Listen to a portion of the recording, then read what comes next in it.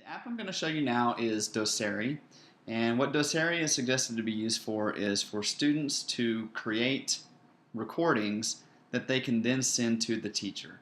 So a couple of examples might be maybe you want students to reflect on their work they did for the day. They would write it out and then send that to you. Or maybe you want them to actually solve a problem and you want them to provide audio feedback for that as well. They could use Doceri to record their screen annotations, their voice, and then send that content to you. So the first thing we want to do is open up Doceri. And if it's not loaded on your device, you need to let us know, but that should be on your device if you're seeing this video. Okay, so we are going to select Doceri, and when you do that, it loads up.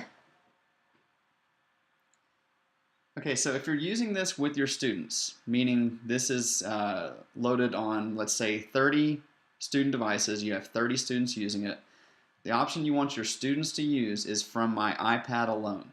If you're the teacher using this to present from your computer, you would choose the bottom option, but this tutorial strictly covers how students would be using Doceri. So they will select from my iPad alone,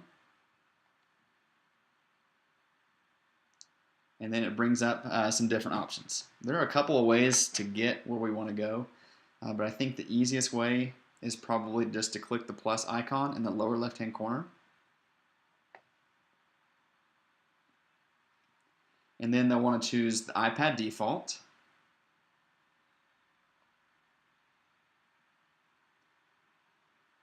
And this brings up your blank canvas. So this is the background that students would be writing on and recording their audio feedback onto.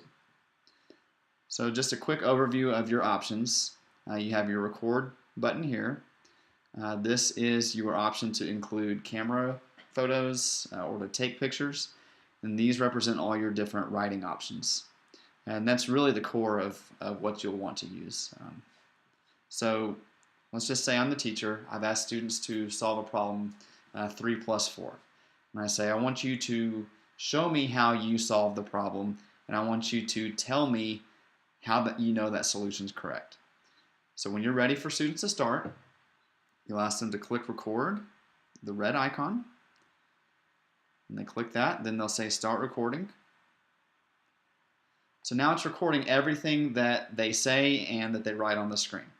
So the problem was 3 plus 4 equals 7. Well, how do I know this?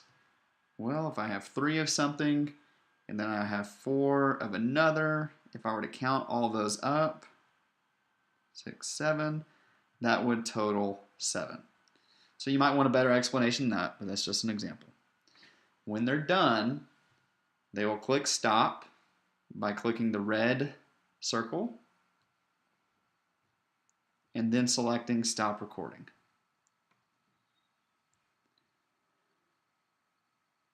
Okay, so what we have on the left is the student device. This screen over here would represent a teacher device.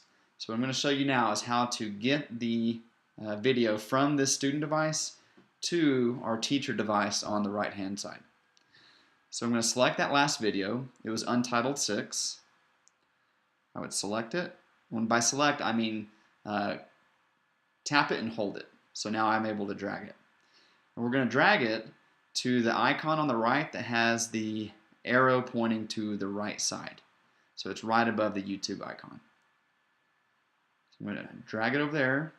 When I'm hovered on top of it, I'm going to let go.